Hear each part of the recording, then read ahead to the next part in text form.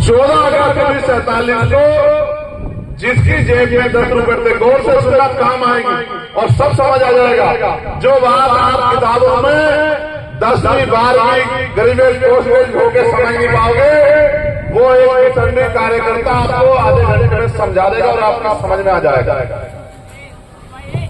14/1947 को हम लोग इस देश में अंग्रेजों के गुलाम थे। क्या थे? जोर से बताओ, क्या थे? 15/1947 को ये देश आजाद हो गया। लेकिन 14/1947 को जिसकी जेब में 10 रुपए थे, 16 अगस्त आजादी के अगले दिन भी उसकी जेब में 10 ही रुपए थे। जिसकी जेब में 1 रुपया भी नहीं था, उसकी जेब में 16 तारीख को 100 रुपए नहीं आए, 1000 रुपए नहीं आए, उसकी जेब 16 तारीख को खाली ही थी। जिसके पास 100 बीघा जमीन थी, उसके पास 16 तारीख को भी 100 बीघा जमीन थी, और जिसके पास 1 गज जमीन नहीं थी, उसके पास 16 तारीख को भी 1 गज जमीन नहीं। जिसके पास उद्योग धंधे नहीं थे, उसके पास आजादी के बाद उद्योग धंधे नहीं आए। जिसके पास नौकरी नहीं थी, उसको 16 वर्ष को नौकरी नहीं मिली। असली बदलाव हुआ जब 26 जनवरी 1950 को डॉक्टर बाबा साहब अम्बेडकर का संविधान इस देश में लागू हुआ। वो संविधान जो मजदूर को भी वही इज्जत सम्मान देता है, अवसर देता है जो मुख्यमंत्री के बेटे को देता है, जो विधायक के बेटे को देता है, जो उद्योगपति के बेटे को देता है, वही जिंदगी जीने का अधिकार किसान मजदूर के बेटे को भी देता है।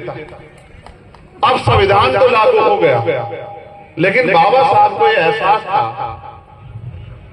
कि अगर हमारे लोग पढ़ लिख नहीं पाए तो अपने अधिकारों को नहीं जान पाएंगे, और अधिकारों को नहीं जान पाएंगे तो अधिकारों को ले नहीं पाएंगे।